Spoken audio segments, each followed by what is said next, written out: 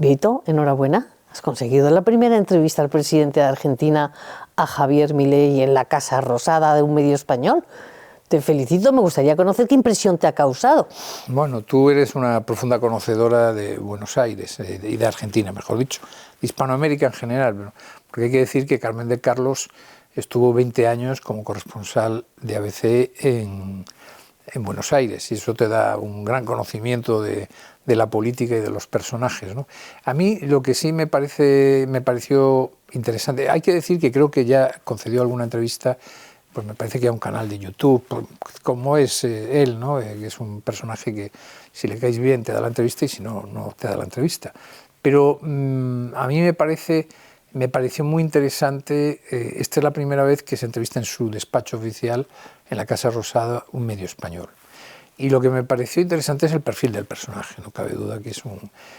por ejemplo, hay algo que me llamó poderosamente la atención, para bien, es su nivel cultural, su formación, que es lo que echo de menos en la clase política española. Yo veo que nuestros políticos tienen pocas lecturas, mientras que Milei es un hombre que rápidamente salta de Adam Smith a Newton, de Newton a Locke, de Locke a Aristóteles, en fin, es un hombre, y un poco me recordaba en algunas cosas, pero en esto de las citas, un poco a Fraga.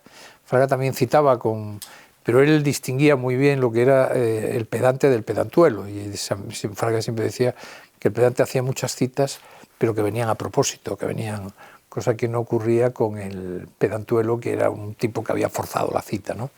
No es el caso de Javier Milei. Milei es muy ocurrente, es entretenido en la conversación.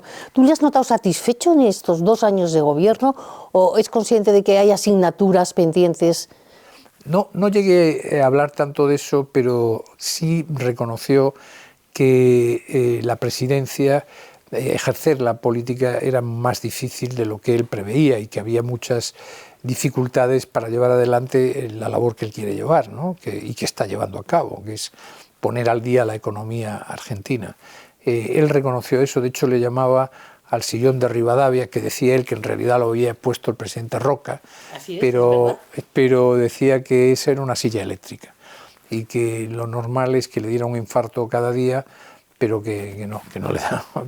Y lo que sí dio datos claro, es que él decía que Argentina había sufrido 22 crisis económicas, que es el país de todo el mundo que más crisis económicas ha sufrido desde principios del siglo XX.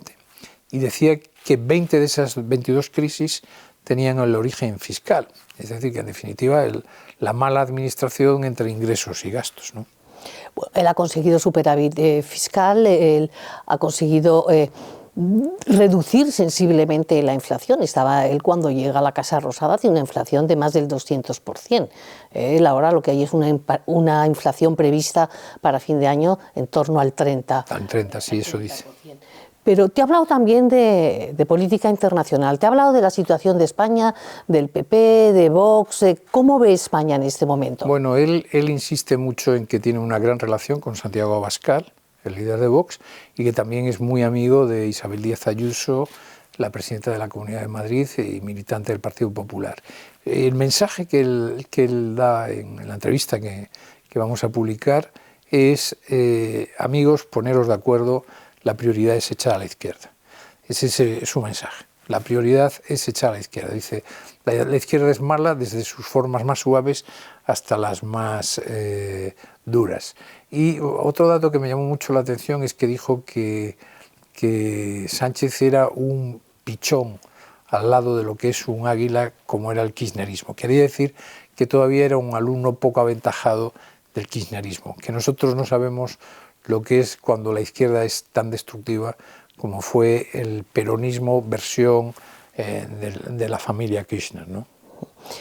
El perfil de Milei es bastante conocido, es un hombre que tiene sus excentricidades, sus manías, tiene una manera de hablar bastante agresiva. De hecho, FOPEA, que es la principal federación de periodistas que hay en Argentina, tiene ya catalogados los distintos insultos a los medios de comunicación y a los opositores. ¿En tu entrevista le has notado un diálogo más relajado, más respetuoso? ¿En las distancias cortas es más fácil, Milei? Sí, claro, vamos a ver, yo es la primera aproximación que hago a nivel personal del personaje, ¿no? Valga la redundancia.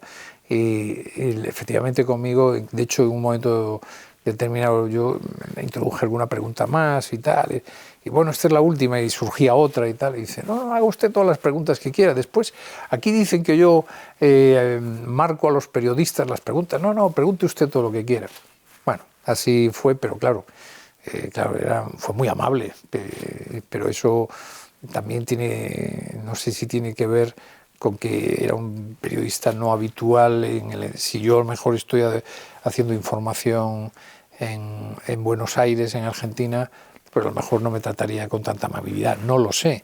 Fíjate aquí Sánchez no es que nos trate con poca amabilidad, es que ya no nos trata directamente, no admite entrevistas de nadie que no sea de su entorno. Bueno, no vamos a destripar la entrevista, porque es una entrevista a fondo, pero yo tengo una curiosidad. A mí me han comentado que ha hecho muchos cambios dentro de la Casa Rosada, incluso del despacho. ¿Ha habido algo que te llamara la atención? Me llamó la atención que el despacho del presidente está absolutamente cerrado.